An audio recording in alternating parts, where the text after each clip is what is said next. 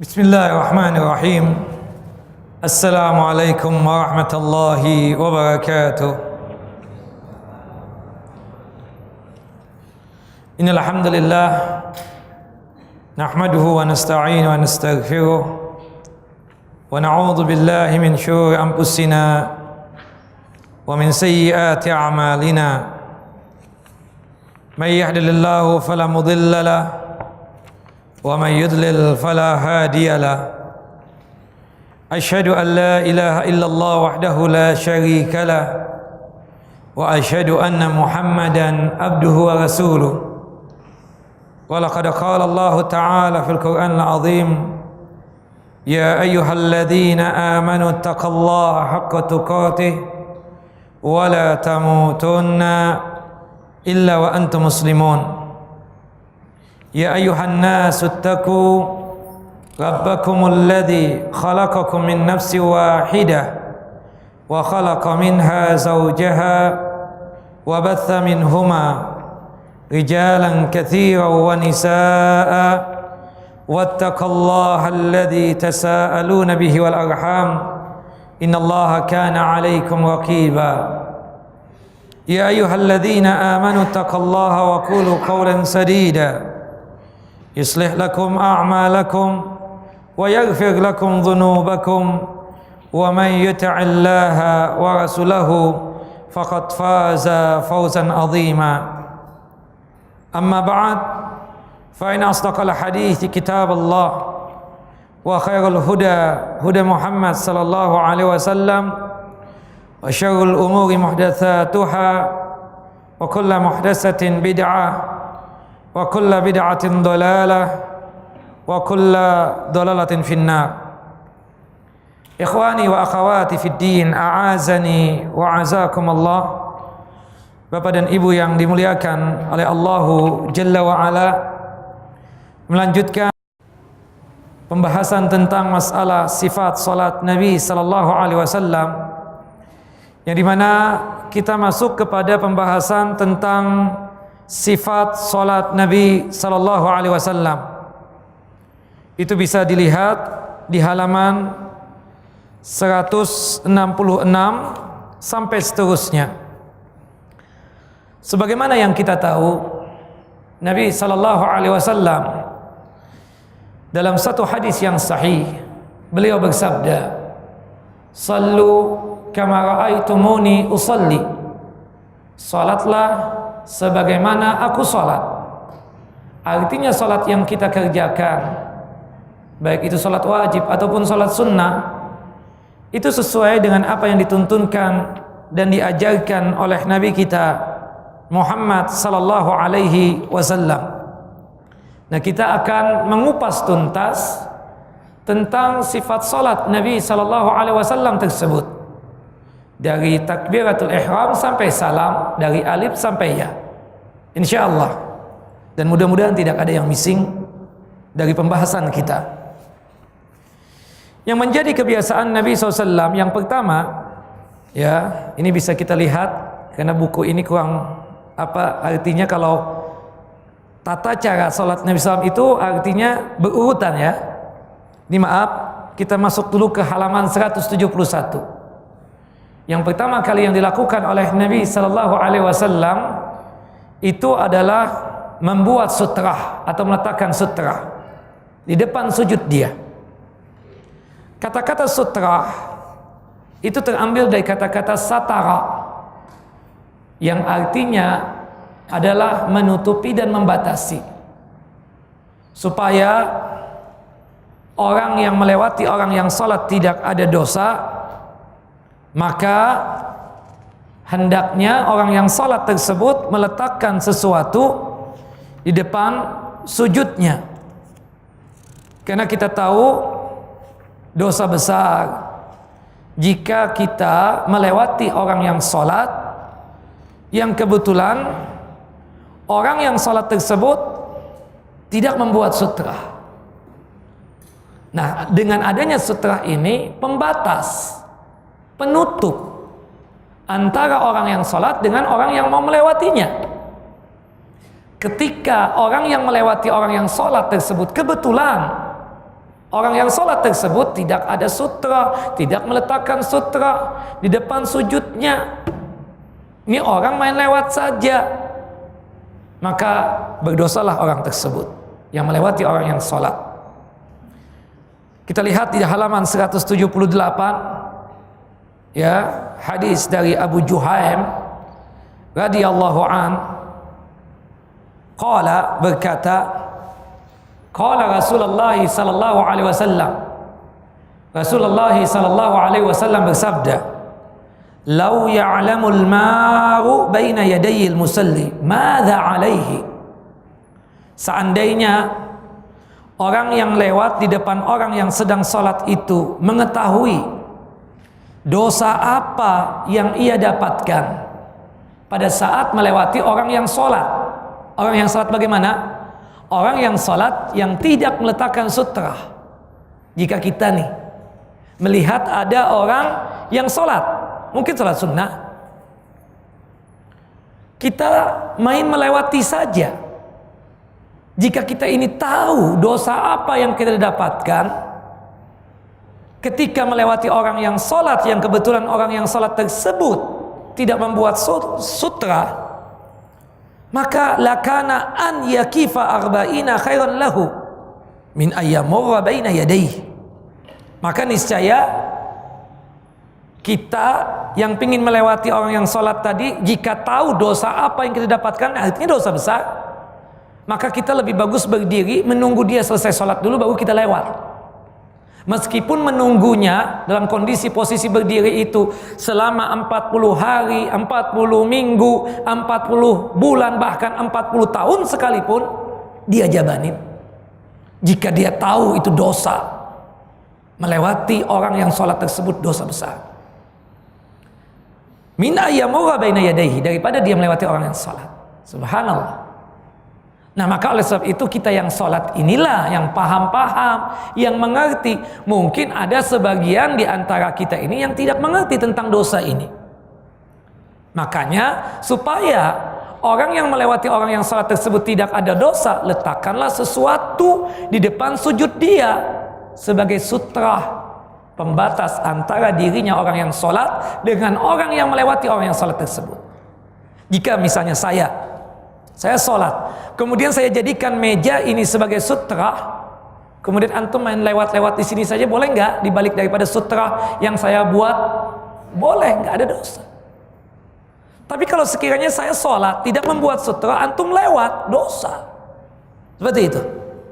Nah, membuat sutra atau meletakkan sutra di depan sujud kita itu wajib bagi imam dan bagi orang yang sholat sendirian.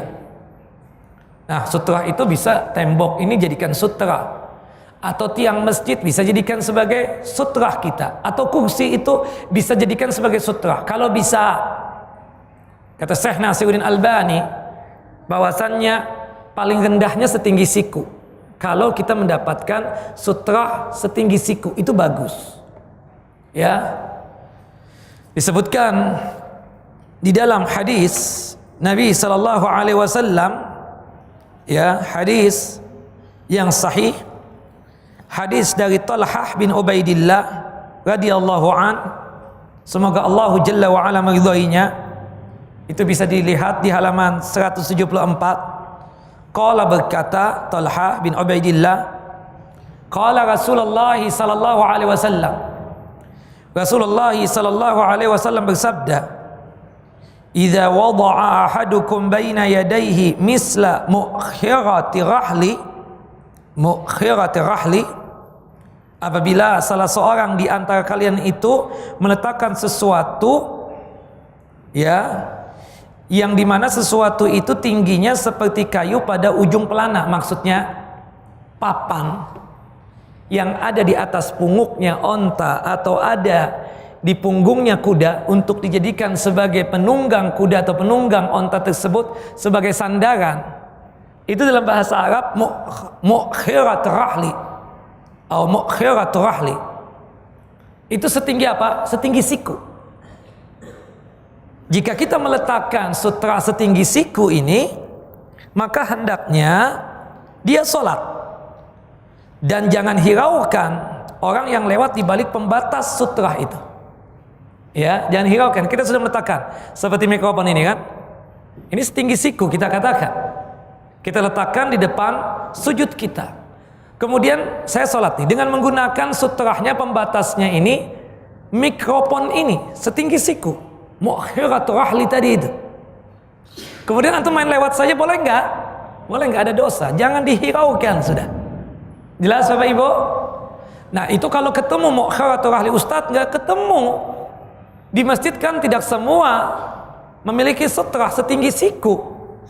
Taib kata para ulama atau mayoritas ulama, apapun yang kita dapatkan, meskipun lebih rendah daripada setinggi siku sekalipun, sesuatu apapun, entah itu peci kita, entah itu pena kita, entah itu sesuatu apapun, bahkan Syekh Islam Ibnu Taimiyah, sajadah, itu termasuk sutrah. Yang jelas apapun sesuatu yang kita miliki, kemudian berhubung kita tidak mendapatkan sutra atau pembatas setinggi siku ini, maka di bawah daripada itu tidak mengapa yang demikian. Itu pun dianggap apa? Sutra. Jelas? Yang jelas ikhwan wa akhawati fid din, a'azani wa azakumullah. Sutra ini wajibnya untuk siapa tadi? Untuk imam dan untuk orang yang sholat sendirian. Taib. Adapun sutrahnya makmum, sutrahnya makmum itu diwakili oleh imam. Misalnya nih, kita kan kedudukannya makmum. Kebetulan berada di sop yang pertama. Kita batal. Harus keluar dong dari masjid ini untuk mengambil air wudhu lagi. Nah, ketika kita keluar, tahu kan pintu di samping kanan, samping kiri. Mau nggak mau, suka nggak suka melewati para makmum yang sedang sholat nggak? Iya. Berdosa nggak kita? Tidak ada dosa. Kenapa? Yang kita lewati makmum yang sedang sholat. Karena sutrahnya makmum diwakili oleh siapa? Oleh imam. Hal itu sesuai dengan hadis Abdullah ibnu Abbas radhiyallahu anhuma. Ketika itu kata Abdullah ibnu Abbas, ya, raqibtu ala atani, aku ini berkendaraan keledai, ya, subhanallah. Pada waktu itu Abdullah ibnu Abbas sudah balik, ya, sudah balik. Kemudian Abdullah ibnu Abbas ini pingin apa? Pingin datang ke Mina, ya, karena waktu itu musim hajian. Musim hajian, Rasulullah mabit di Mina. Ketika datang ke Mina, Rasulullah dan para sahabat yang lain sedang melaksanakan ibadah sholat. Masih berada di atas atan atau keledai beliau radhiyallahu anhuma. Beliau ini pamarartu baina yadai shaf. Aku melewati para makmum yang sedang sholat. Aku melewati apa? Para makmum yang sedang sholat. Subhanallah, ketika aku mendapatkan ada sop yang kosong, panazaltu fa arsaltu atan tarta wa dakhaltu fi shaf. Aku pun turun dari keledaiku dan aku lepas keledaiku mencari makan dan aku masuk ke barisan sholat. Selesai sholat, ya, tidak ada seorang pun dari yang sholat, baik Nabi ataupun para sahabat, yang mengingkari perbuatan sahabat Abdullah ibnu Abbas tadi, menunggang keledai dalam kondisi melewati para makmum yang sedang sholat. Kenapa ya ikhwan? Kenapa sebabnya? Kok Rasulullah kemudian para sahabat yang lain tidak mengingkari sahabat Abdullah ibnu Abbas yang melewati para makmum yang sedang sholat? Apa sebabnya? Karena sutrahnya makmum diwakili oleh siapa? Oleh imam. Jelas apa Ibu? Jadi yang wajib untuk membuat sutra atau meletakkan sutra di depan sujudnya siapa tadi? Imam dan orang yang sholat sendirian. Sedangkan makmum sutrahnya diwakili oleh siapa? Oleh imam. Jadi kalau kita misalnya ada yang batal, kita makmum kan, kemudian dia melewati kita sedang sholat, gimana? Apakah kita kasih tangan atau kita biarkan dia melewati kita? Kita biarkan melewati kita. Ya, taib, kita bacakan hadis-hadis tentang sutra. Ya, Hadis tentang masalah sutra. Itu bisa dilihat di halaman 171. Ya. Rasulullah SAW berdiri di dekat sutra, maksudnya ketika sujud kepala ini ya, percis di depannya itu apa? Ada sutra. Jarak antara berdiri Nabi Muhammad SAW dengan sutra yang ada di hadapan beliau adalah 3 hasta. Jadi maksudnya 3 hasta ini kan 3 ini kalikan 3 berarti artinya sesuai dengan bentuk tubuh kita ini. Ketika sujud, percis sutra itu di depan apa? Sujud kita, di depan kepala kita. Sebagaimana disebutkan dalam hadis Abdullah bin Umar bin Khattab radhiyallahu anhuma, anna Rasulullah sallallahu alaihi wasallam dakhala al-Ka'bata huwa wa Usama bin Zaid wa Bilal wa Utsman bin Talha al-Hajjabi. Kata Abdullah bin Umar bahwasanya Rasulullah SAW memasuki Ka'bah.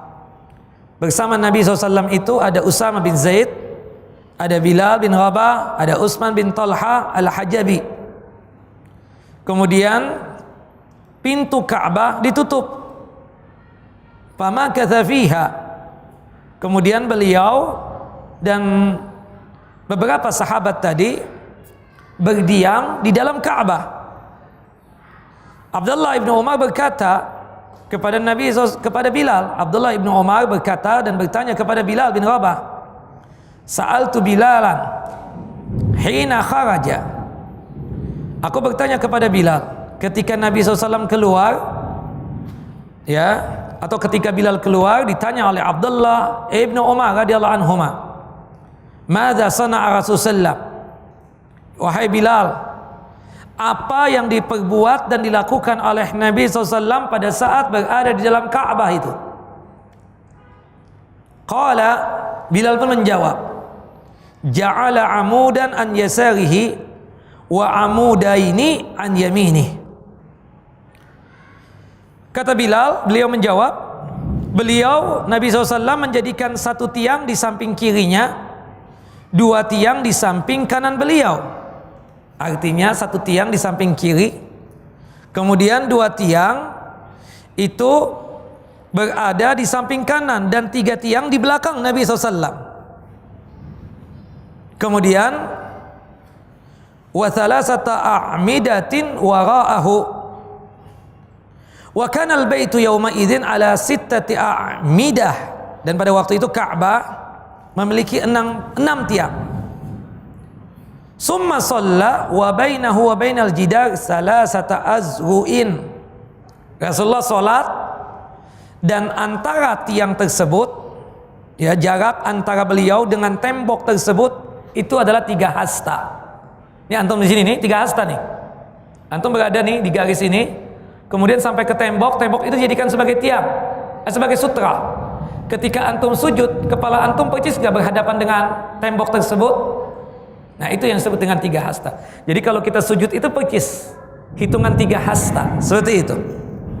Ya, jangan sampai nih kita sholat di sini nih, ketika sujud kan tetap di sini, sutranya di sini, nggak mungkin. Jadi makanya antum ketika ada teman antum yang antum jadikan sebagai sutranya antum batal atau keluar, antum maju, nggak ada masalah. Maju untuk keperluan, untuk hajah dibolehkan. Kemudian ketika sujud, ingat di depan kepala kita ini percis apa? Sutrahnya kita. Jelas Bapak Ibu? Nah, taib hadis yang selanjutnya. Hadis dari Sahal bin Sa'ad As-Sa'idi radhiyallahu anhu qala. Berkata Sahal bin Sa'ad As-Sa'idi, semoga Allah Jalla wa Ala meridai beliau, kana baina musalla Rasulullah SAW wa bainal jidar mamarrus syah. Jarak antara tempat sujudnya Rasulullah SAW dengan tembok pembatas atau sutra. Ini sholat Rasulullah berdiri di sini misalnya. Ketika sujud, ya, itu sutra yang tembok yang dijadikan sebagai sutra percis di hadapan kepala Nabi SAW. Nah, itu jaraknya antara tempat berdirinya Rasul dengan tembok yang dijadikan sebagai sutra itu kurang lebih hanya jarak yang cukup untuk dilewati oleh seekor kambing. Seekor kambing yang gemuk ya, yang besar, bukan anak kambing. Yang besar itu kan satu badan, ya, seperti itu. Jelas ukurannya itu satu ekor kambing yang gemuk dan besar itu 3 hasta lah, kita katakan seperti itu. Taib, yang jelas membuat sutra ini adalah hukumnya apa? Wajib bagi siapa tadi? Imam, dan bagi orang yang sholat sendirian. Dan membuat sutra itu apapun, sebagaimana disebutkan dalam hadis yang sahih juga, hadis dari Ali bin Abi Thalib radhiyallahu anhu, semoga Allah Jalla wa ala meridhai beliau, qala, berkata, laqad ra'aituna lailata badrin, sungguh pada malam perang Badar aku melihat dan menyaksikan, wa ma minna insanun illa naim, pada saat itu subhanallah semua tertidur. Ya, pada saat malam perang Badar semua sahabat tertidur, illa Rasulullah SAW, kecuali Rasulullah SAW, fa innahu kana yusalli ila syajaratin, Rasulullah salat dan menghadap ke suatu pohon yang dimana pohon itu dijadikan sebagai sutrahnya Nabi. Ini pohon, Rasulullah berdiri di sini, ketika sujud percis kepalanya Nabi SAW berhadapan dengan pohon tersebut, yang dimana pohon itu dijadikan sebagai sutra oleh Nabi SAW. Dan beliau berdoa hingga hampir masuk waktu salat subuh. Subhanallah. Karena besok harinya apa? Berperang. Artinya pohon sekalipun boleh kita jadikan sebagai apa? Sutra. Termasuk juga beliau kadang menghadapkan tempat sujud beliau tersebut, atau ketika sujud menghadapnya persis ke tempat tidur. Sedangkan Ibunda Aisyah itu berbaring di atas tempat tidur tersebut. Artinya menunjukkan hatta manusia pun itu boleh kita jadikan sebagai sutra. Misalnya kita berada di shop yang kedua, teman kita berada di depan shop yang pertama sedang zikir. Kita ingin salat sunnah, salat sendirian, wajib dong untuk membuat sutra. Kita jadikan teman kita itu sebagai sutra, boleh tidak? Boleh. Berdasarkan hadis dari Ibunda Aisyah radhiyallahu anha, qalat, laqad ra'aitu Rasulullah SAW yusalli wa inni 'ala sarir. Aku telah melihat Rasulullah SAW salat dan sesungguhnya aku masih berada di atas kasurku. Wa bainal qiblah muttaji'atan. Aku berada di atas kasurku dan di antara kasur dan kiblat, ya, sedangkan aku di tempat tidur tersebut berbaring di antara beliau Nabi SAW dan kiblat. Artinya kasur dan Ibunda Aisyah dijadikan sebagai sutra oleh Nabi sallallahu alaihi wasallam. Taib. Itu berkaitan tentang masalah sutra. Setelah Nabi SAW membuat sutra, Nabi SAW itu salat dalam kondisi apa? Berdiri jika mampu. Dan ingat ikhwan wa akhawati fid din, a'azani wa azakumullah, salat dalam kondisi berdiri jika mampu, jika kuat, jika sehat, itu berkaitan dengan rukun salat wajib. Jadi salat wajib nih bagi kita yang sehat walafiat, bagi kita yang mampu berdiri, itu wajib hukumnya karena bagian daripada rukun salat wajib. Kalau kita salat wajibnya mampu berdiri tapi karena malas, kita salat dalam kondisi duduk, salat wajibnya tidak sah salat wajibnya. Kecuali salat sunnah, dia kuat, mampu berdiri, tetapi apa? Dia salat sunnahnya dalam kondisi duduk, sah nggak salatnya? Sah, tetapi dia tersebut mendapatkan pahala setengah dibandingkan jika dia salat dalam kondisi berdiri.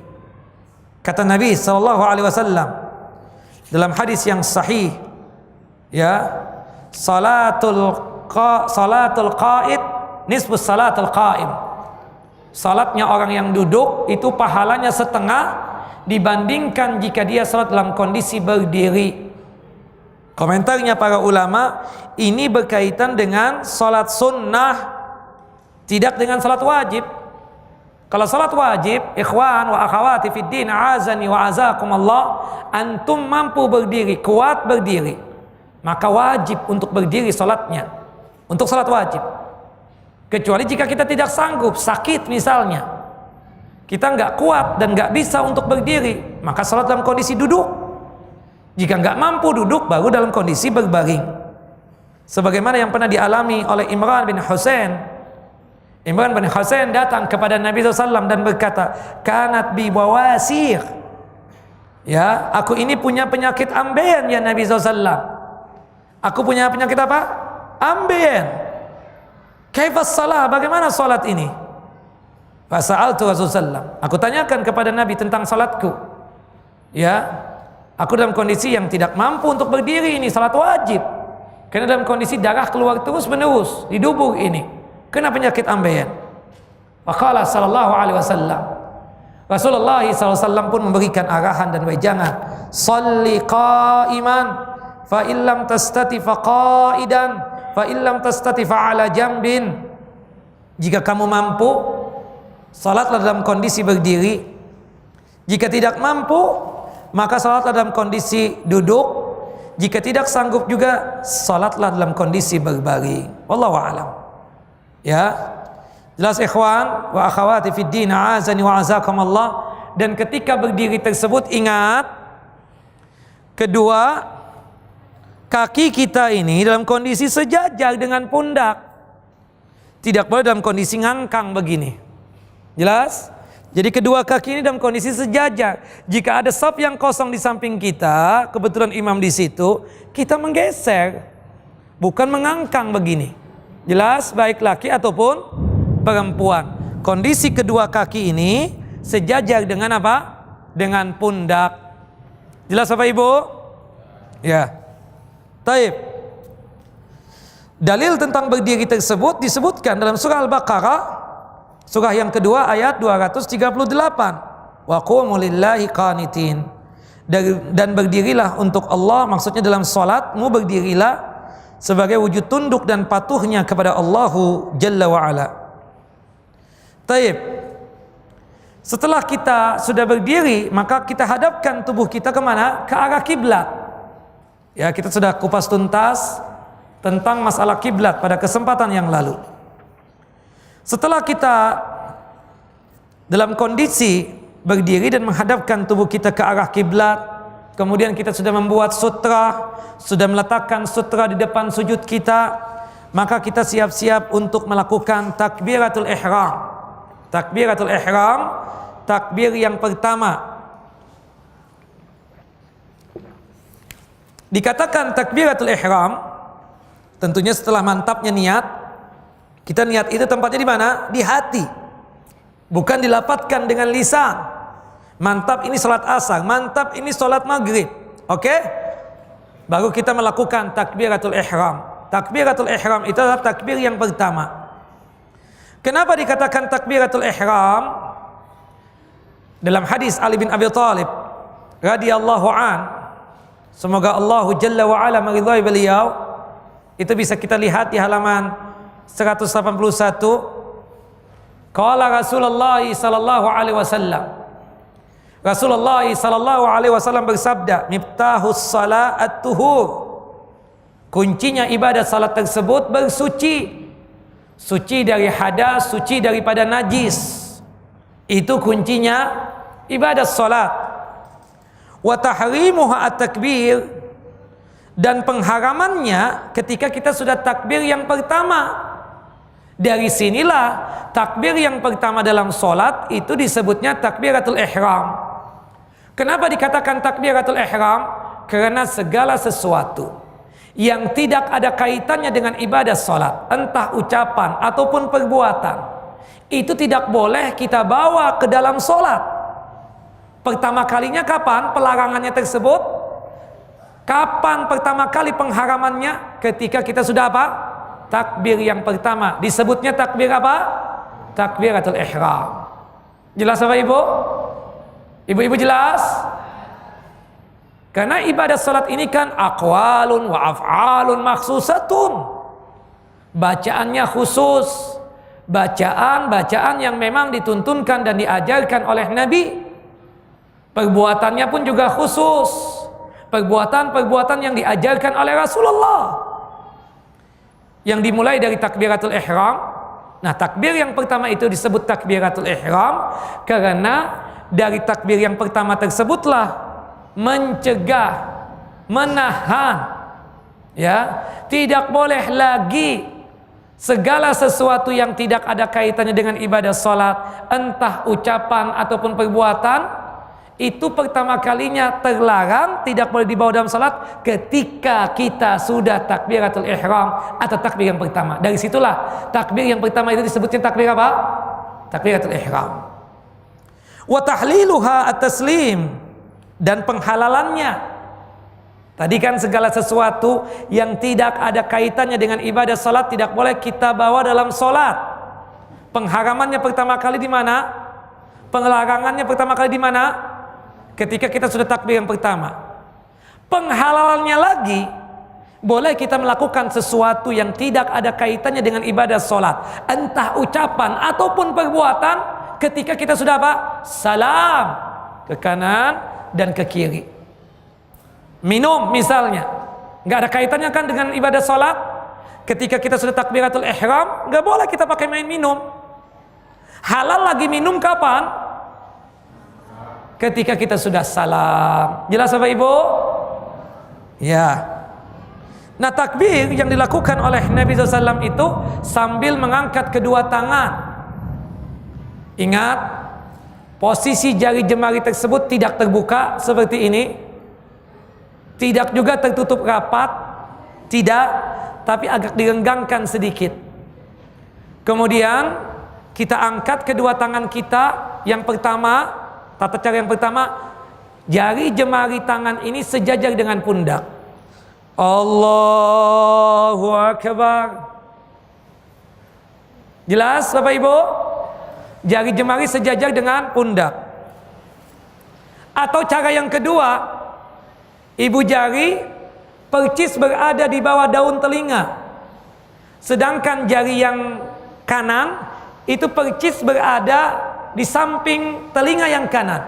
Sedangkan jari jemari, ya, tangan yang kiri percis berada di samping telinga yang kiri, sedangkan ibu jari yang dua ini berada di bawah daun telinganya. Allahu Akbar. Itu pun juga benar. Hadis Abdullah ibnu Umar radhiyallahu anhuma. Nah, ketika kita sudah takbir Allahu Akbar, kedua tangan ini disatukan. Tangan yang kanan diletakkan di atas tangan yang kiri. Ingat, ini lengan, pegelangan tangan yang kanan diletakkan di bagian hitam pegelangan tangan yang kiri. Tek, disambung. Kemudian telapak tangan yang kanan memegang lengan kiri. Kemudian meletakkannya boleh di atas dada, boleh juga di atas pusar. Yang di atas dada ini seperti ini ya, ulu hati. Bukan begini. Bukan. Ya, bukan dalam kondisi begini. Ya. Tapi begini. Ulu hati. Ya, seperti ini. Apalagi begini nih, salah. Ya, tapi begini. Atau di atas pusar. Ini pun juga apa? Sahih, benar. Di atas pusar begini. Hadis Abu Sa'id Al-Khudri radhiyallahu an dan juga hadis Ali bin Abi Thalib. Ya. Meskipun ada yang menganggap hadisnya dhaif, tapi yang benar hadisnya derajatnya hasan. Boleh seperti ini, boleh juga di atas lutut seperti boleh di atas ulu hati, di atas dada kata orang. Hadis Wa'il bin Hujr radhiyallahu an. Jelas apa Ibu? Ibu-ibu jelas? Ya, boleh begini. Jadi Allahu Akbar atau Allahu Akbar. Jadi dua-duanya apa? Benar. Tidak salah begini. Taib. Nah, setelah kita meletakkan kedua tangan kita di atas dada, maka atau di atas pusar kita, di atas perut ya, kita pun ya membaca doa istiftah. Tapi sebelum menjelaskan tentang doa istiftah atau iftitah, mengangkat kedua tangan itu dalam salat ada 4 tempat. Mengangkat kedua tangan di dalam salat itu ada berapa tempat? 4 tempat, atau bisa ditambah nanti satu lagi 5. Yang pertama, Bapak Ibu, dihafalkan. Kita disunnahkan untuk mengangkat kedua tangan kita tersebut ketika takbiratul ihram. Allahu Akbar. Takbiratul ihram. Jelas Bapak Ibu? Kecepatan? Enggak. Yang kedua, ketika kita mau ruku, juga mengangkat kedua tangan. Allahu Akbar. Ketika mau apa? Ruku. Yang ketiga, mengangkat kedua tangan juga ketika kita mau i'tidal, bangkit daripada ruku sambil mengucapkan tasmih dan tahmid. Sami Allahu liman hamida, Rabbana walakal hamd. Jelas? Baik. Kemudian yang keempat, sudah ibu-ibu? Mengangkat kedua tangan juga yang keempat ketika bangkit dari tasyahud yang pertama. Tasyahud yang pertama, bangkit untuk rakaat yang ketiga juga mengangkat kedua tangan. Kemudian tambahan satu lagi, 5 lah kita anggap. Ketika kita masbuk nih, tertinggal 1 rakaat, 2 rakaat, ikut tasyahud dong dengan imam. Ikut. Imam salam ke kanan dan ke kiri, kita menambah kekurangan kita. Nah, ketika kita bangkit setelah salamnya imam, juga apa? Mengangkat kedua tangan kita. Jelas apa Ibu? Taib. Nah, mengangkat kedua tangan itu jangan model-model 2 tadi saja ya. Pertama sejajar dengan pundak, Allahu Akbar. Yang kedua apa? Allahu Akbar. Dan tidak ada pada saat mengangkat kedua tangan nih dengan model-model begini, begini. Apalagi yang waliyadzubillah begini nih, Allah, main gasing. Ternyata ketika ditanya kenapa begitu, ngikat syaitan Ustaz. Jadi diikatnya begitu. La ilaha illallah. Ada aja bid'ahnya ya. Nggak boleh Bapak Ibu. Jelas ya, pakai mutar-mutar, pakai kayak main gasing begitu. Jelas Bapak Ibu? Taib. Setelah kedua tangan ini diletakkan di dada atau di atas perut atau di atas pusar, baru kita tersebut membaca doa istiftah. Doa istiftah terkenalnya, ya, atau iftitah. Nah, tapi sebelum membaca doa istiftah, setelah mengangkat kedua tangan kita, Allahu Akbar, baik diletakkan di atas dada ataupun di atas pusar, dua-duanya benar. Pandangan kita ini, pandangan kita ke tempat sujud, sebagaimana disebutkan dalam hadis Ibunda Aisyah radhiyallahu anha, qalat, berkata Ibunda Aisyah, dakhala Rasulullah SAW al-Ka'bata, Rasulullah masuk ke dalam Ka'bah, ma khalafa basaruhu mawdi'a sujudihi hatta kharaja minha. Pandangan beliau tidak pernah berpaling dari tempat sujudnya hingga beliau keluar dari dalam Ka'bah. Allahu Akbar. Jadi ketika ini sudah mengangkat Allahu Akbar, pandangan kita kemana? Ke tempat sujud, bukan ke atas, bukan ke kanan, bukan ke kiri. Kata Nabi SAW, liyantahiyanna aqwamun, sungguh satu kaum berhenti, ayyarfau absarahum ila sama fis salah, untuk mengarahkan pandangannya ke atas ketika sholat.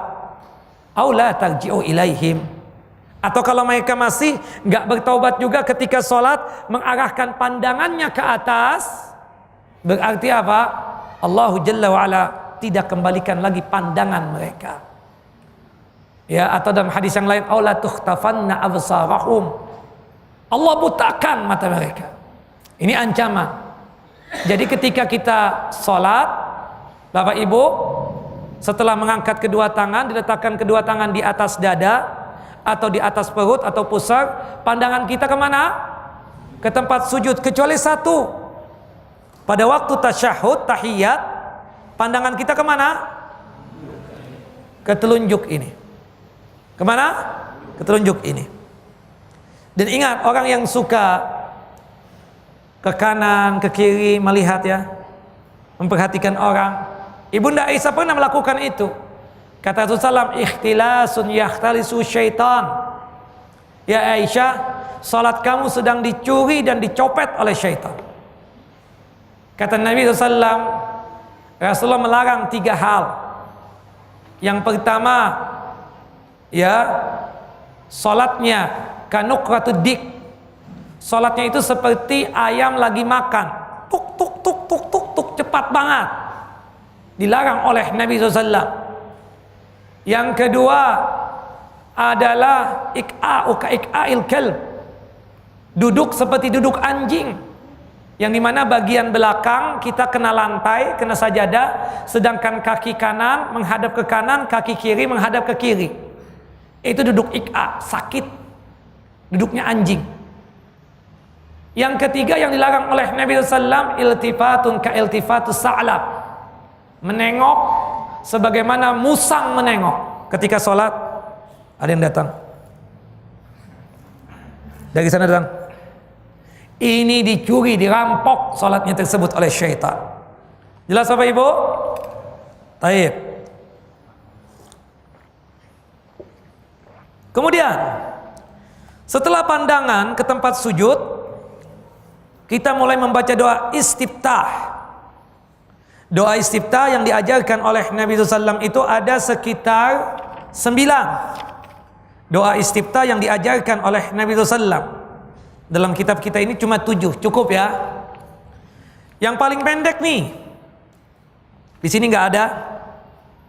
Yang paling pendek doa istiftah yang diajarkan oleh Nabi SAW. Bapak Ibu bisa melihat sifat salat Nabi, karya Asy-Syaikh Al-Allamah Al-Muhaddis fi hadzal asr, Muhammad Nasiruddin Albani.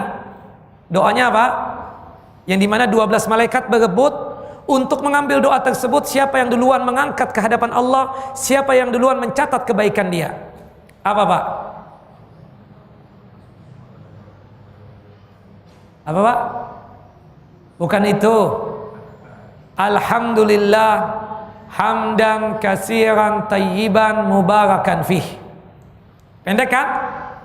Alhamdulillah hamdan katsiran tayyiban mubarakan fih. Itu paling pendeknya doa istiftah. Yang kedua, doa istiftah yang paling pendek, yang dimana kalau kita membaca doa ini, pintu-pintu langit terbuka. Apa itu Bapak Ibu? Paling pendek juga. Yang kedua, itu ada pada halaman 196, doa istiftah yang kelima. Allahu akbar kabira, walhamdulillahi katsira, wa subhanallahi bukratan wa asila. Allahu akbar kabira, walhamdulillahi katsira, wa subhanallahi bukratan wa asila. Jelas Bapak Ibu? Ketika Rasulullah selesai salat, manil qail? Siapa yang membaca doa itu tadi? Allahu akbar kabira, walhamdulillahi katsira, wa subhanallahi bukratan wa asila. Kemudian ada seorang sahabat yang mengacungkan telunjuknya, ana ya Rasulullah, aku yang membaca doa itu tadi. Qala Rasulullah SAW, Rasulullah pun menjawab dan berkomentar, ajibtulaha futihat abwabus sama. Ya Allah, aku takjub, aku betul-betul takjub dengan doa tersebut.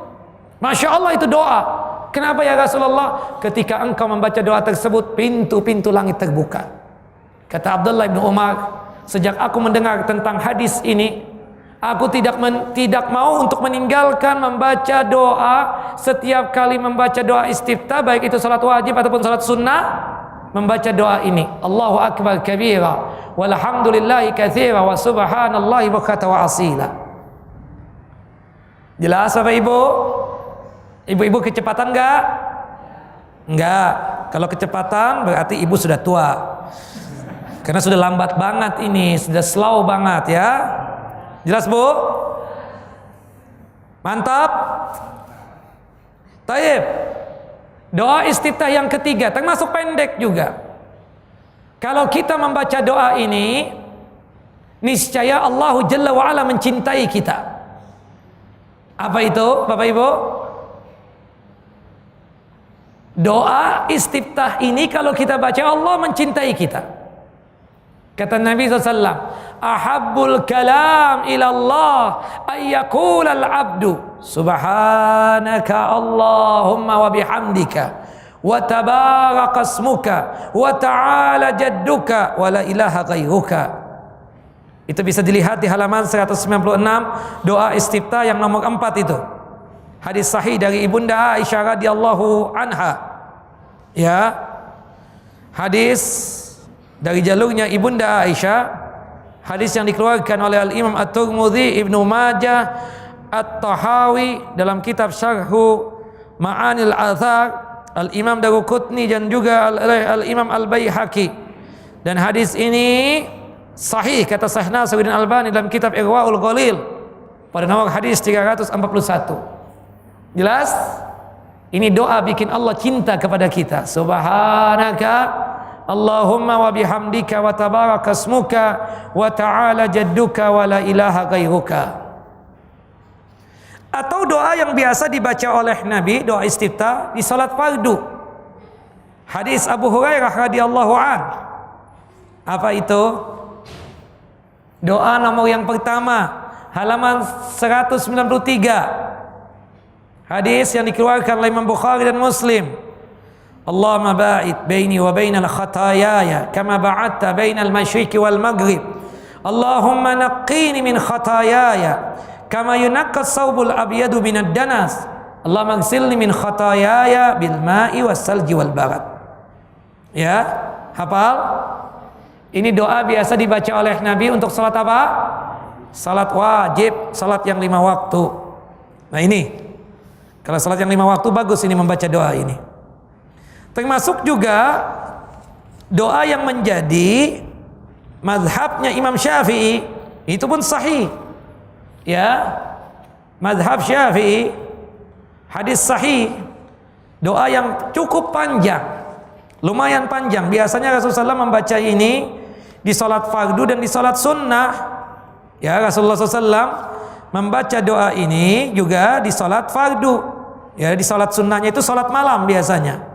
Nabi SAW itu wajjahtu wajhiya lilladzi fataras samawati wal arda hanifan muslima wa ma ana minal musyrikin innas salati wa nusuki wa mahyaya wa mamati lillahi rabbil alamin la syarika lahu wa bidzalika umirtu wa ana awal muslimin. Orang kita menyetopnya sampai di sini, padahal ada sambungannya lagi Bapak Ibu.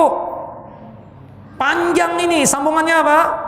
Allahumma antal maliku la ilaha illa anta subhanaka wa bihamdika anta rabbi wa ana abduka zalamtu nafsi wa a'taraftu bi dhanbi faghfirli dhanbi jami'a innahu la yaghfiru dhunuba illa anta wahdini li ahsanil akhlaq la yahdi li ahsaniha illa anta wasrif anni sayyi'aha la yasrifu anni sayyi'aha illa anta labbaika wa sa'daika wal khairu kulluhu fi yadayka wasyarru laysa ilayka wal mahdiyu man hadaita ana bika wa ilayka la manja wa la malja'a minka illa ilaika tabarakta wa ta'alaita astaghfiruka wa atubu ilaik.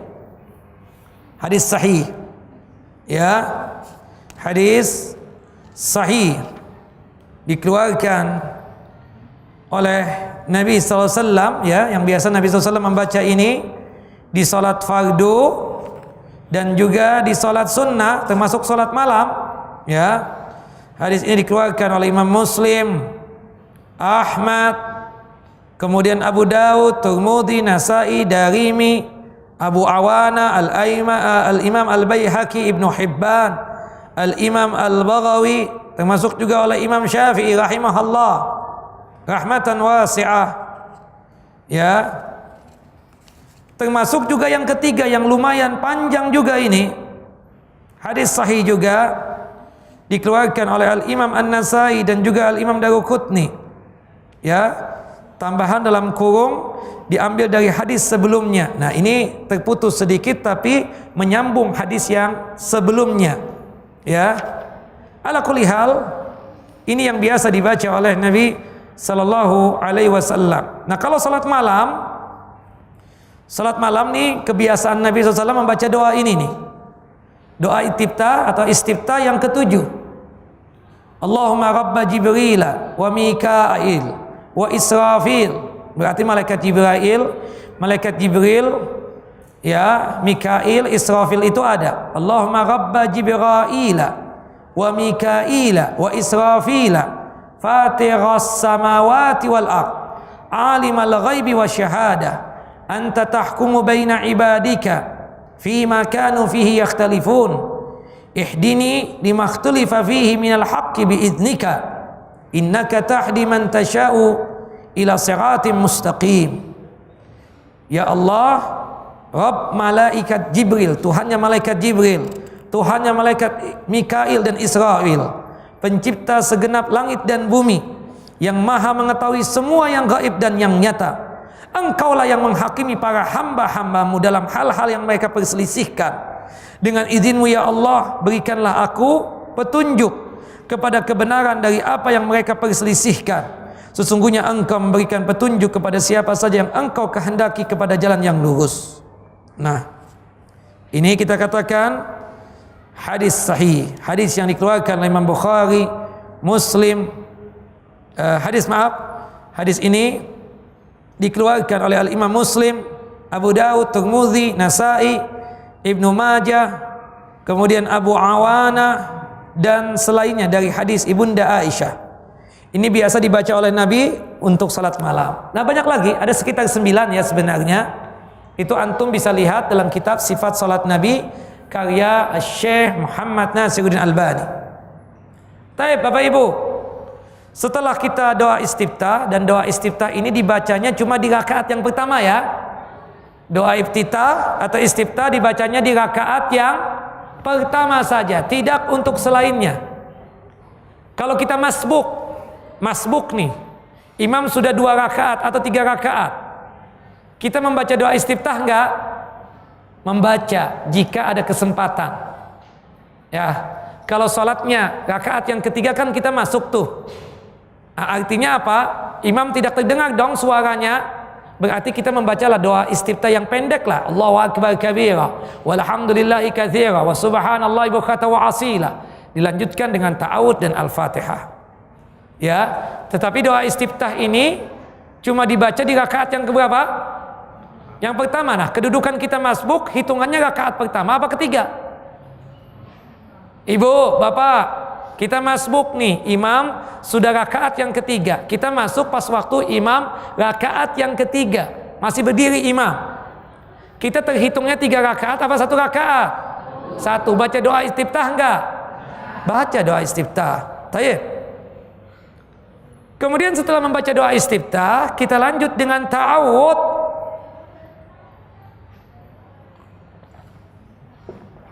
Ta'awud yang diajarkan oleh Nabi SAW itu ada 4. Yang paling panjang dulu ya. Itu bisa kita lihat di halaman 199. A'udzu billahi samiil alim minasyaitonir rajim min hamzihi wa nafthihi wa nafthihi. A'udzu billahi samiil alim minasyaitonir rajim min hamzihi wa nafthihi wa nafthihi. Aku berlindung kepada Allah yang maha mendengar lagi maha mengetahui dari syaitan yang terkutuk, dari penyakit gilanya, dari kesombongannya, dan dari tiupan-tiupannya yang tercela. Ya. Baik. A'udzu billahi samiil alim minasyaitonir rajim min hamzihi wa nafthihi wa nafsi. Ini paling panjang. Kalau nggak sanggup, yang keduanya, yang di atasnya itu, tanpa menyebutkan As-Sami'ul Alim. Kita baca apa? A'udzu billahi minasyaitonir rajim min hamzihi wa nafthihi wa nafsi. A'udzu billahi minasyaitonir rajim min hamzihi wa nafthihi wa nafsi. Jika enggak hafal juga yang ketiga, Bu. Yang ketiga, Pak. Kita membawa As-Sami'ul Alim. A'udzu billahi as-Sami'il Alim minasyaitonir rajim. A'udzu billahi as-Sami'il Alim minasyaitonir rajim. Kalau Bapak dan Ibu juga tidak hafal ini karena faktor O, maka ta'awudz yang kita sudah hafalkan yaitu apa? A'udzubillahi minasyaitonir rajim. Gampang kan? Nah, membaca ta'awudz ini ada khilaf di kalangan para ulama, apakah cukup di rakaat yang pertama ataukah setiap rakaat, ataukah apa? Setiap rakaat. Yang benar bahwasanya ta'awudz ini dibaca di setiap rakaat. Jelas Bapak Ibu? Di rakaat yang pertama, kedua, ketiga dan keempat. Itu yang benar, ya. Ta'awudz ini dibaca di setiap rakaat, ya. Dan itu yang dikatakan oleh para ulama, ya.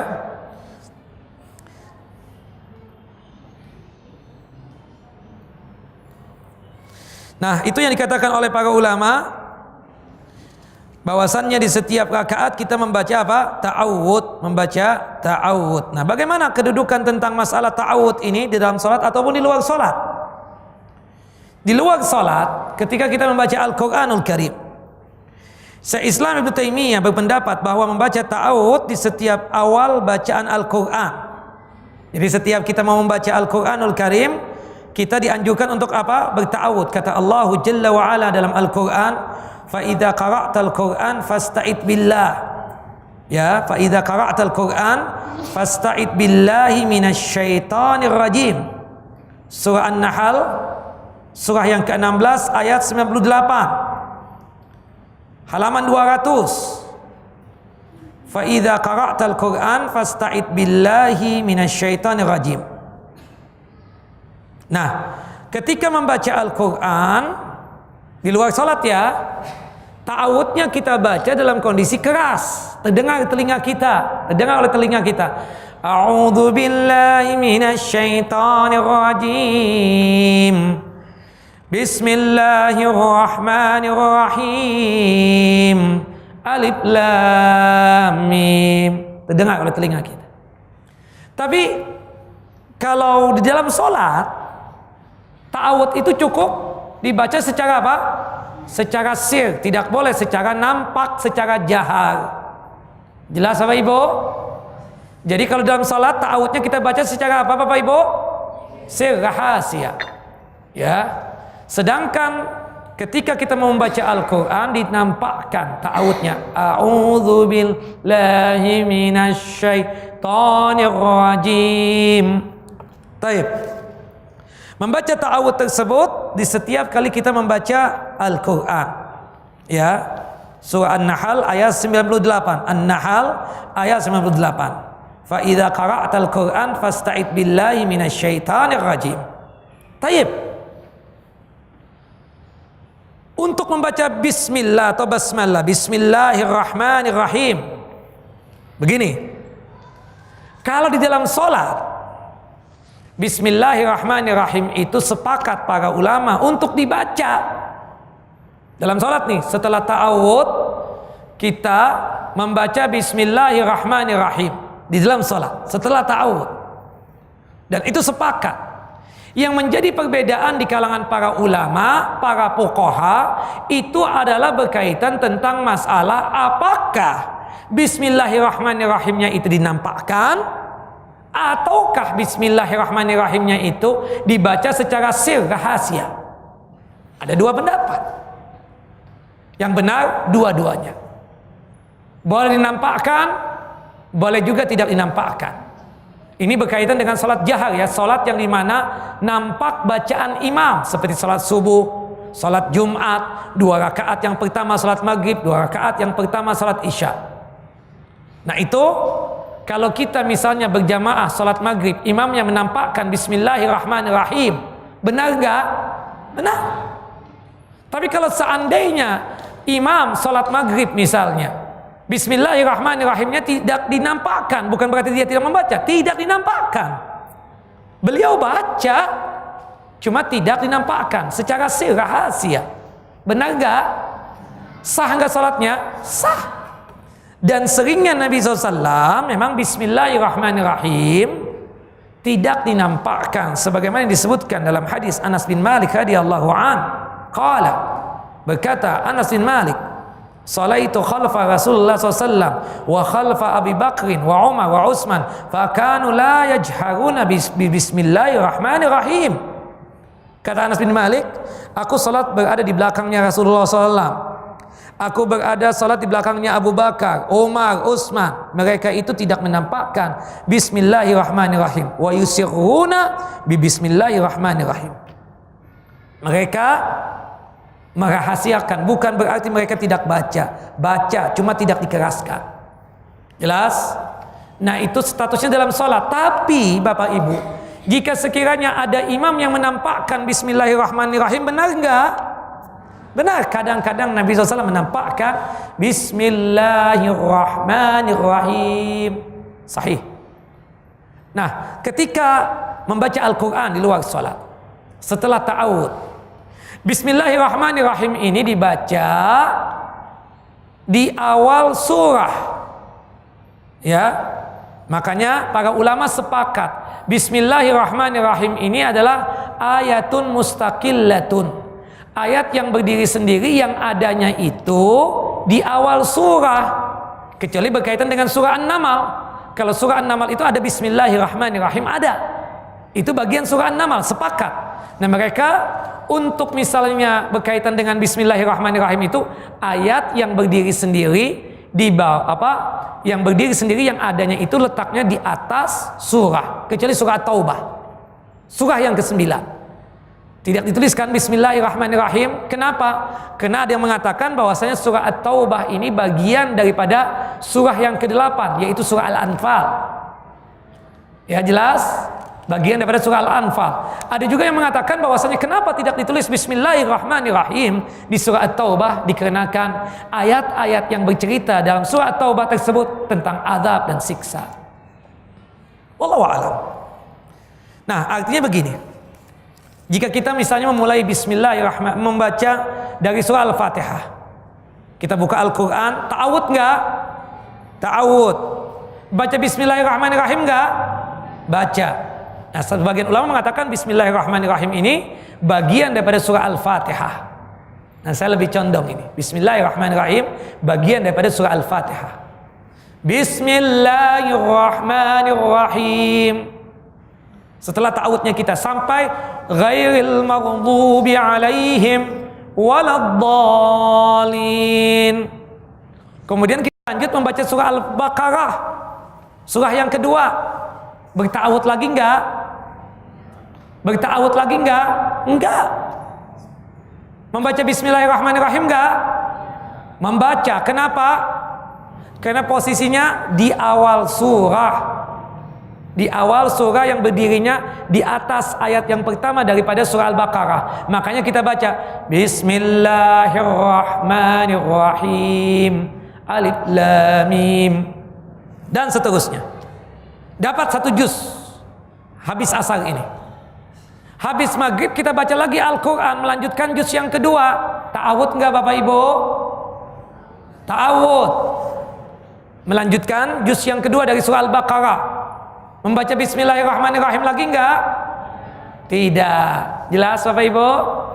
Jelas kan? Tayyib. Dalam sholat, setiap rakaat sunnahnya membaca ta'awud.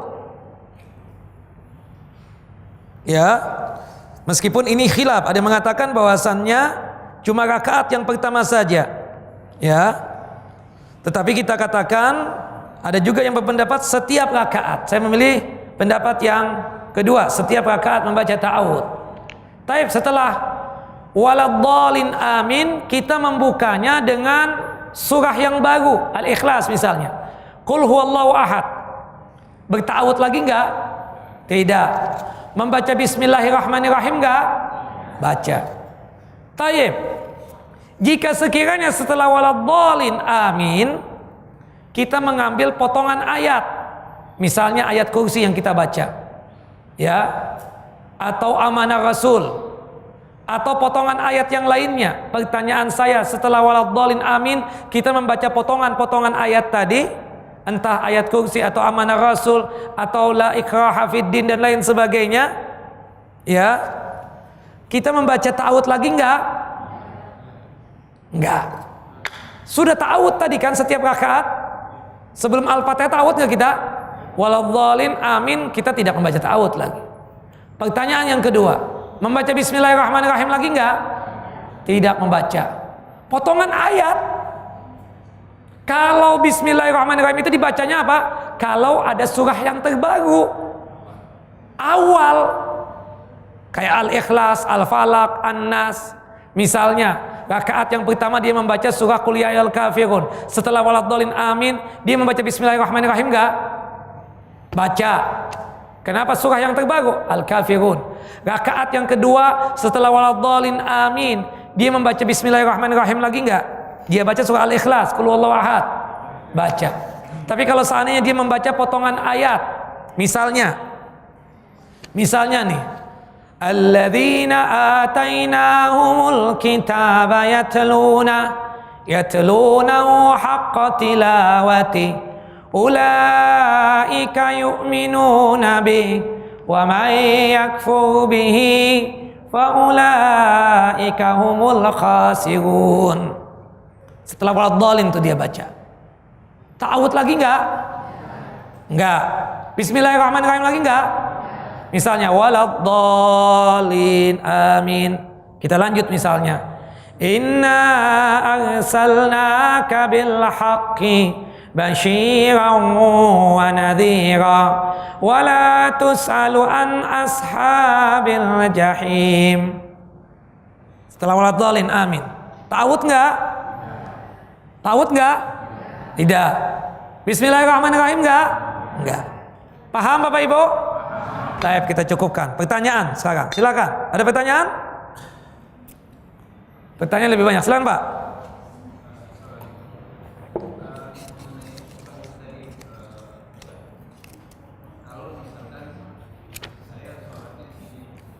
Naam.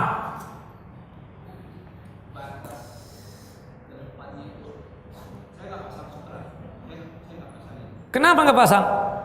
Malas.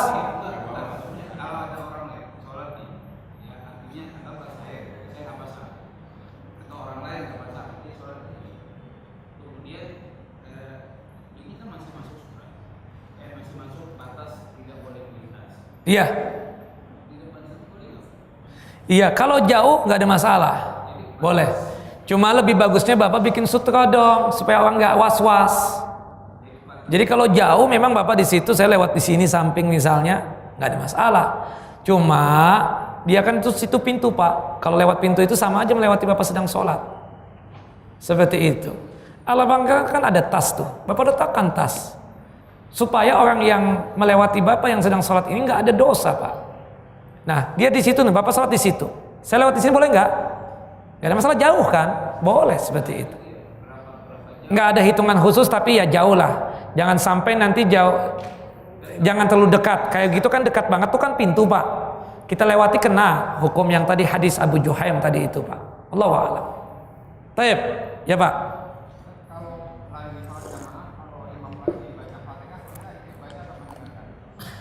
Nanti kita bahas itu Pak, insya Allah. Pertemuan yang akan datang. Al-Fatihah belum nih Pak?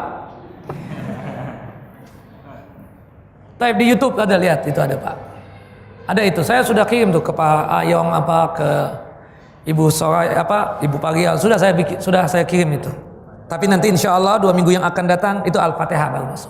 Kan belum Al-Fatihah lagi kita.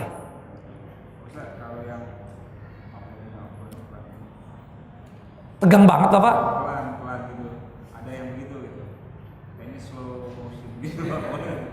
Ya itu terlalu berlebihan saya lihat.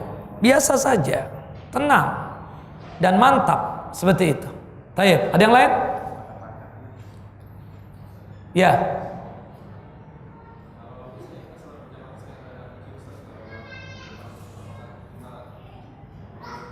Antum salat berjamaah jadi makmum? Oke, ada yang lewati antum? Oke. Kedudukannya apa tadi? Makmum, setelahnya diwakili oleh siapa, Pak? Oleh imam. Biarin dia lewat. Mungkin ada hajat dan keperluan. Kecuali kalau misalnya anak kecil tuh lari-lari, bapak tarik deh, maksudnya supaya di samping bapak gitu duduknya. Tapi kan melewati para makmum yang sedang sholat dikarenakan ada hajah dan keperluan tidak mengapa, karena sutrahnya makmum itu diwakili oleh siapa? Oleh imam.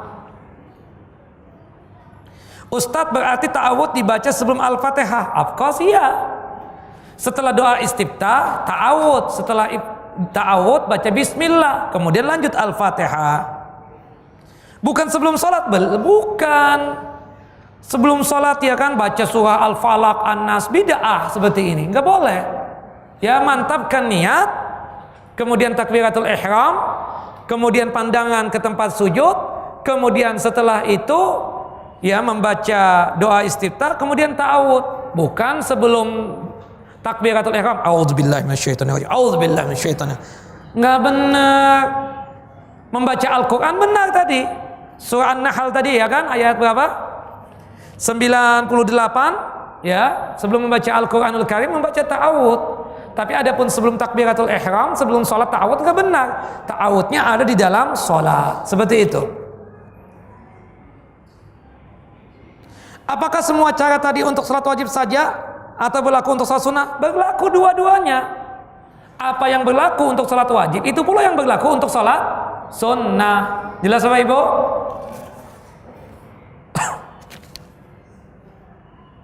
Ustadz, jika kita masbuk, kita membaca doa istiftah juga, ya kalau ada kesempatannya baca doa istiftahnya tersebut, karena hitungan bapak masbuk itu atau ibu masbuk itu hitungannya rakaat yang pertama kan. Ustadz, kalau kita habis membaca Al-Fatihah, boleh nggak kita mengambil potongan ayat yang terakhir dari surah Al-Asr, Al-Hasyr? Boleh, nggak ada masalah. Ya jelas, tidak menjadi masalah. Hatta satu ayat. Bulan Rajab tadi sudah kita bahas di Supomo. Ya, tidak ada amalan khusus di bulan Rajab. Ya, puasa khusus, salat khusus seperti salat raghaib itu enggak ada. Hadis maudhu, hadis palsu. Kalau kita pingin puasa ya puasa yang sesuai dengan syariatnya. Puasa Nabi Daud, sehari puasa, sehari tidak puasa, atau puasa Senin Kemis, atau puasa 3 hari setiap bulan. Adapun berkaitan dengan sholat sunnah raghaib, puasa sunnah raghaib, nggak ada itu, tidak ada. Hadisnya palsu dan maudhu. Ya, Rajab punya keistimewaan. Salah satu bulan yang suci adalah Rajab. Bulan yang suci yang kita tidak boleh menumpahkan darah, berperang, itu 4 bulan. Ada 4 bulan. Yang pertama bulan Dzulqa'dah, yang kedua Dzulhijjah, yang ketiga Muharram, yang keempatnya adalah bulan Rajab. Seperti itu. Wallahu a'lam. Ustadz, boleh nggak setelah kita membaca surah Al-Ikhlas, Qul huwallahu ahad, boleh nggak saya tambah dengan surah Al-Ikhlas, surah apa, Al-Falaq dan An-Nas? Boleh. Baca Bismillah nggak kita? Baca Bismillah. Cuma dalam sholat cukup telinga kita saja, boleh dikeraskan, boleh juga tidak dikeraskan ya. Tapi seringnya Rasulullah SAW tidak dikeraskan. Untuk Bismillahirrahmanirrahim tadi berdasarkan hadis dari Anas bin Malik.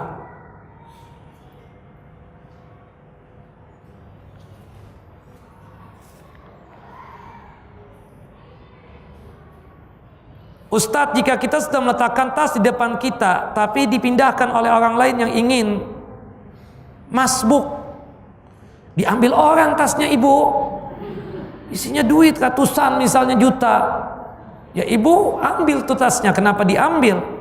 Tapi kalau seandainya ada yang masbuk, kita kan sudah tahu nih, dia meletakkan tas itu tidak lain untuk apa? Untuk sutrahnya dia, kita hargai. Ya, nah kita yang masbuk yang pingin keluar ini atau pingin apa, pingin ikut dan lain sebagainya itu nggak boleh mengambil-ngambil itu kan seperti itu. Ya, jangan. Ustadz kalau sutra sudah dipasang, ini ceritanya salat sunnah sendirian, anak kecil lewat itu harus kita halangi dengan tangan tidak? Kalau sekiranya anak kecil yang tidak paham apa-apa biarin saja sudah ya. Atau kita kasih isyarat, kita letakkan di sutra. Misalnya meja ini saya jadikan sutra, saya sholat di belakang itu. Toto anak kecil pengen lewat antara saya dengan sutra yang saya buat ini, kita cegah. Kalau seandainya dia memaksa kita pengen lewat, ya sudahlah, karena dia tidak paham, belum memayis, nggak mengerti apakah ini boleh ataukah tidak boleh, kan seperti itu. Ustadz kalau wanita jadi imam sholat subuh atau isya atau maghrib, dikeraskan gak suaranya? Kalau jamaahnya itu wanita semua, dikeraskan. Ya, kita katakan dikeraskan karena suara wanita itu bukan aurat ya. Artinya apa? Kita katakan di sini hukum yang ada pada laki-laki itu pula yang ada pada wanita. Kata Nabi SAW, an-nisa sawaiku rijal. Para wanita itu adalah saudara sekandungnya laki-laki. Artinya hukum yang terjadi dengan laki-laki itu pula yang terjadi dengan hukum wanita. Seperti itu ya, jelas. Jadi salat subuh misalnya berjamaah semuanya wanita, imamnya wanita, makmumnya wanita. Salat subuh sebagaimana kebiasaan ditampakkan dong dan dikeraskan.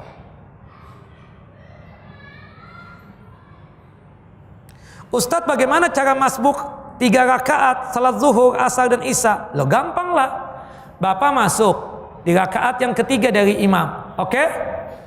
Masuk saja. Kemudian imam rakaat yang keempat, ya kita duduk tasyahud ikut dengan imam, jelas. Nah kita tinggal salat apa? Ternyata misalnya masbuknya salat asar, bapak masuk di rakaat yang ketiga, berarti masbuknya berapa rakaat? 2 apa 3? Bapak nih imam berdiri nih rakaat yang ketiga salat asar, bapak baru masuk di rakaat yang ketiganya imam tadi. Bapak masbuknya 2 rakaat apa 3 rakaat? 2, ibu 2. Oke ya, berdiri masih nih, imamnya berdiri, ibu masuk, bapak masuk. Terlambat berapa rakaat? 2. Jelas ya? Nah apa masalahnya?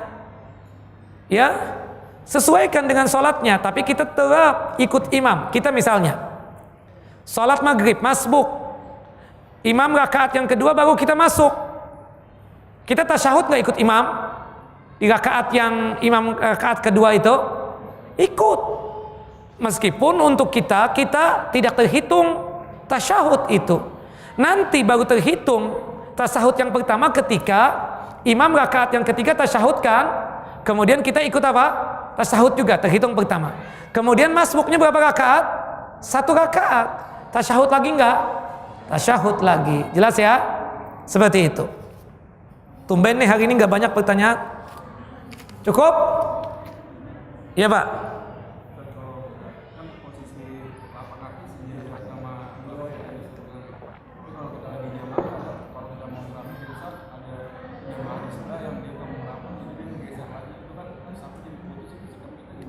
Kita geser mendekati imam.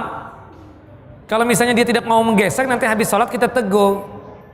Pak, maaf Pak, tadi kan di samping bapak kosong tuh, seharusnya bapak menggeser, ya. Atau yang di belakangnya yang maju, seperti itu Pak. Yang jelas kalau ada yang kosong, misalnya kosong di sini, bapak di situ, menggeser dekat imam sini. Ya, yang penting antum jangan injak kakinya. Dia nih agak renggang sedikit, kita merapatin aja, merapatin kata Rasulullah, ya. Meraih tangan saudara kita itu dengan lemah lembut, ya.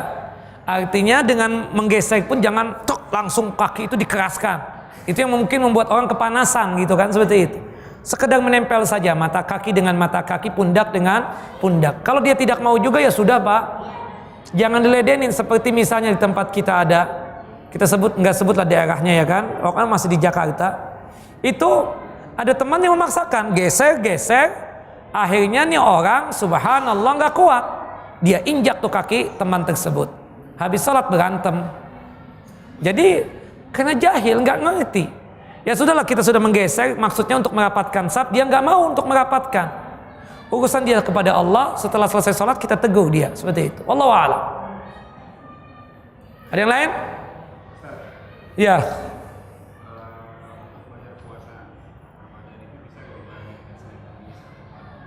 Puasa Ramadan nggak apa-apa?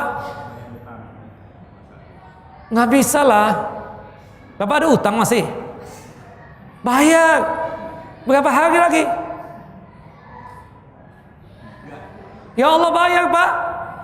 Tinggal 2 bulan lagi kamu Idul Adha. Tinggal 2 bulan lagi Ramadan. Kalau masuk Ramadan yang baru, Bapak dosa kalau nggak bayar. Jangan menunggu Ramadan lagi. Sekali ya dayung 20 terlewati, bukan begitu Pak. 3 hari kan, besok bayar Pak. Ya, kalau nggak kuat lusanya lagi bayar. Tinggal 3 hari doang, Bapak tanggung banget. Lama banget Bapak nggak bayar. Ini bulan Rajab sudah. Bayar Pak 3 hari ya.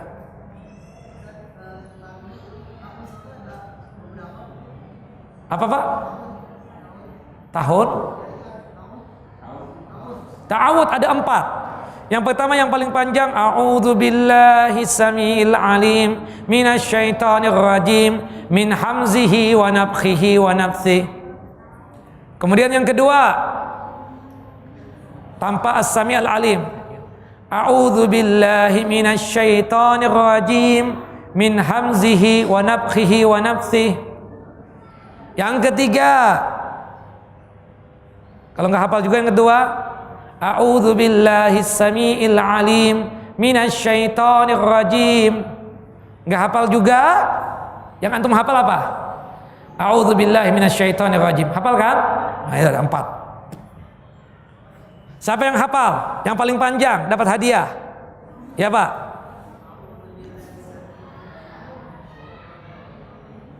Hah? Itu yang kedua. Kurang.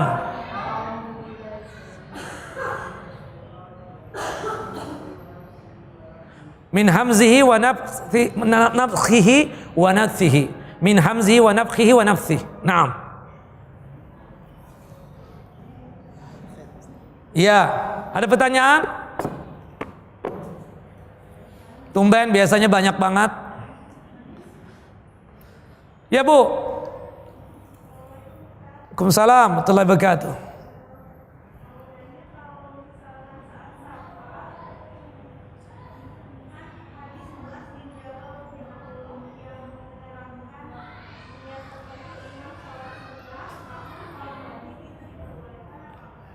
Boleh, nggak ada masalah. Sudah kita bahas pada kesempatan yang lalu tentang masalah niat.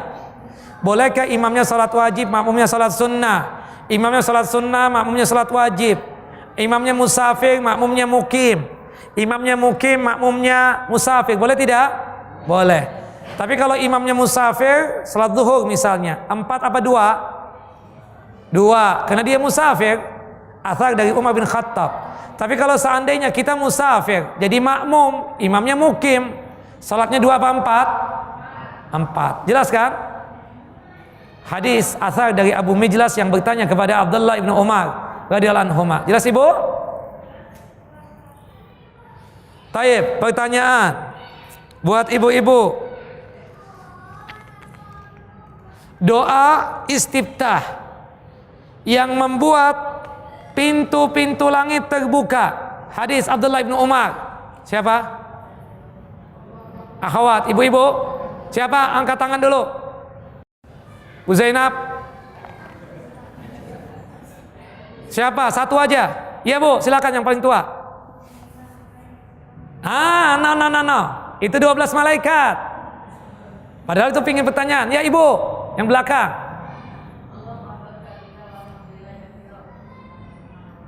Allahu akbar kabira walhamdulillahi katsira wa subhanallahi bukratan wa asila. Tayyib. Siapa yang hafal doa istiftah yang menjadi madhabnya Imam Syafi'i rahimahullah? Yang panjang, jangan diputus. Enggak hafal Bapak Ibu.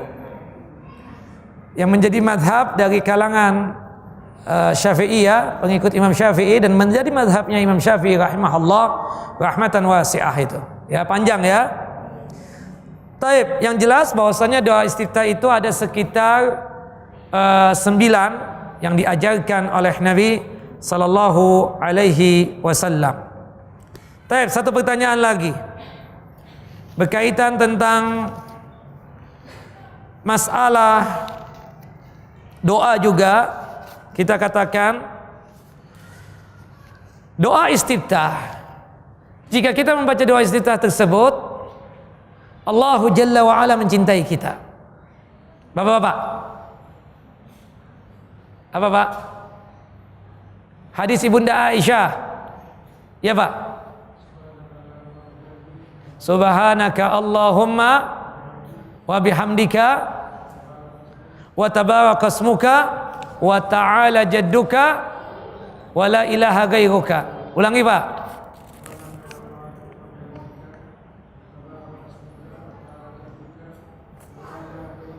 Wa la ilaha ghairuka. Monggo silakan Pak. Apakah salat sunnah 2 rakaat 1 salam? Ya iyalah. Kalau misalnya salat sunnah, setiap salat sunnah yang 2 rakaat 1 kali tasyahud, ya 1 kali salam ke kanan dan ke kiri. Maksudnya bukan salam assalamualaikum gitu doang. Meskipun kita tahu bahwasannya salam itu kan wajibnya itu apa? Yang kanan saja, sedangkan yang kedua adalah sunnah. Hadis Ibunda Aisyah, Rasulullah pernah salam 1 kali, yang dimana menghadapkan wajah beliau ke depan sambil menggeserkannya ke kanan. Assalamualaikum. Seperti itu. Jadi kalau sekiranya pertanyaan, Bapak buang angin setelah salam yang kedua, setelah salam yang pertama, wajib diulangi nggak salatnya? Kenapa? Karena salam yang ke kanan yang wajib, yang ke kiri sunnah. Tapi kalau seandainya kita setelah tasyahud baca doa nih sebelum salam buang angin, batal nggak salatnya? Wajib diulangi nggak? Karena sebelum salam. Tapi kalau seandainya buang anginnya setelah salam yang kedua, Assalamualaikum warahmatullahi, Assalamualaikum warahmatullahi, batal nggak salat kita? Ya enggak lah, sudah selesai Ustadz. Cukup. Sudah 2 jam cukup ya? Cukup banget 2 jam ini, wallahu akbar. Wa sallallahu nabiyana Muhammad wa ala ali Muhammad kama sallaita ala Ibrahim wa ala ali Ibrahim innaka Hamidun Majid. Wa barik ala Muhammad wa ala ali Muhammad kama barakta ala Ibrahim wa ala ali Ibrahim innaka Hamidun Majid. Subhanakallahumma bihamdika asyhadu an la ilaha illa anta astaghfiruka wa atubu ilaik. Maaf lahir batin. Wassalamualaikum warahmatullahi wabarakatuh.